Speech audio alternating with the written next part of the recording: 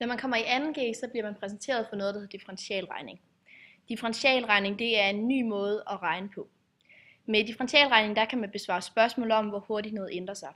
Det kan være f.eks. en økonomisk vækst eller bakterier i en bakteriekoloni. Det gør man ved at bestemme hældninger af tangenter. Når man skal tale om differentialregning, er det lidt en fordel at have styr på et begreb fra 1G, som hedder hældningskoefficient. Det betegnes med bogstavet A. Hældningskoefficienten det fortæller os noget om, hvad gennemsnitshastigheden er ud fra 2 givne punkter. Man kan dog sige, at der er nogle ulemper ved at beregne hastighed på den her måde. Dels at man skal kende 2 punkter, og dels at det er et gennemsnit, man beregner. Her er det så, at differentialregning kommer ind i billedet. I differentialregning opererer man ikke længere med hældningskoefficienter, men med tangenthældninger. Tangenthældningen beskriver væksthastigheden, og altså hvor hurtigt noget vokser. Det smarte ved tangenthældninger er, at du finder den momentane væksthastighed ved et punkt. På den måde er det altså en langt mere præcis metode, end den vi lærte i 1G. En tangenthældning angives med notationen f mærke af x. Den beskriver egentlig det samme som a, bare på en mere præcis måde. Når man snakker om en tangent, så menes der en ret linje, som rører ved en kurve eller en graf i et bestemt punkt, uden at skære i grafen eller i kurven. Tangenten den ligger altså parallelt med et punkt, som kun lige strejfer. Funktionens væksthastighed i punktet er altså tangentens hældning, også kaldt differentialkvotienten. Nu nævnte vi, at notationen f mærke af x, og i den forbindelse så er det vigtigt at slå fast, at f af x og f mærke af x, det er ikke det samme. Når du benytter f af x, så ønsker du at finde en y-værdi ud fra en given x-værdi. Og når vi benytter f mærke af x, så ønsker vi at finde en tangenthældning for en givet x-værdi. Et eksempel kan være, at når vi har f af 2 er lige med 3, jamen det betyder, at du har en graf med koordinatsættet 2,3. Din x-værdi er 2, og den tilhørende y-værdi er 3. F mærke af 2 er lige med 3, jamen det vil sige, at du har en givet x-værdi, som er 2, dens x-værdis tangenthældning, eller væksthastigheden, jamen den er 3. Det er muligt at opskrive en tangentligning ved den rette linjes ligning, og i det der tager vi så, at tangenten er lineær. Formlen for den, det er y er lige med a gange x minus x0 plus y0, hvor a er tangenthældning, og x0 og y0, det er punkter på grafen, som tangeres. Et eksempel kan være, at a er lige med 3, hvor x0 er lige med 1, og y0 er lige med 4. Jamen så får vi en tangentlinje, der hedder y er lige med 3 gange x minus 1 plus 4, hvor y så giver 3x minus 3 plus 4, som så kommer til at hedde 3x plus 1.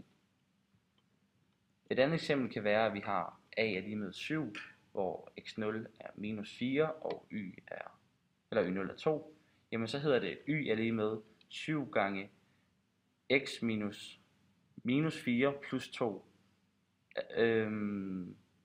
Og det er så lige med 7x plus 28 plus 2, hvor det så kommer til at give 7x plus 30.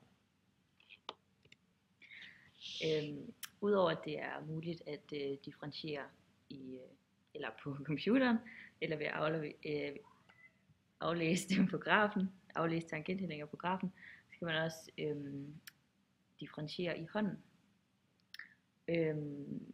Og der findes forskellige regler for, hvordan man kan gøre det. Og et eksempel, det er, hvis man har x opløftet i 2, så får man, at f af x er lige med 2x. Og hvis man har, at f af x er lige med x i tredje, så får man, at f mærke af x er lige med 3x i anden. Og der er en generel regel for, hvordan man differentierer x opløftet i et eller andet tal. Og den er, at hvis f af x hedder x opløftet i n, så kommer f mærke af x til at hedde n gange x opløftet i n minus 1. Udover den regel, så gælder der også, at konstanter, som lægges til eller trækkes fra, de giver 0 ved differentiation. Og har vi et eksempel her, hvor funktionen hedder x i anden plus 7, og der kommer f af x bare til at hedde 2x. Og det her det sker også ved funktionen ax plus b, hvor f af x også bare kommer til at hedde a. Derudover så konstanter som multipliceres, de bliver bevaret, sådan så hvis man har en funktion, der hedder f af x, er lige med 2 gange x i 4, så kommer f mærke af x til at hedde 2 gange 4 x i tredje, som så kommer til at hedde 8x i tredje. Og hvis man skal differentiere sådan en længere funktion, så gælder der, at man differentierer hver funktion for sig, og så lægger dem sammen, eller trækker dem fra hinanden, som det står i funktionen. For eksempel her, hvor funktionen hedder f af x er lige med 3x plus, x i tredje plus x i anden minus x. Så differentierer man hver funktion for sig, så man først differentierer x i tredje, det giver 3x i anden, så x i anden, det giver 2x, og så x, det giver bare 1. Så f mærke af x kommer til at hedde 3x i anden plus 2x minus 1.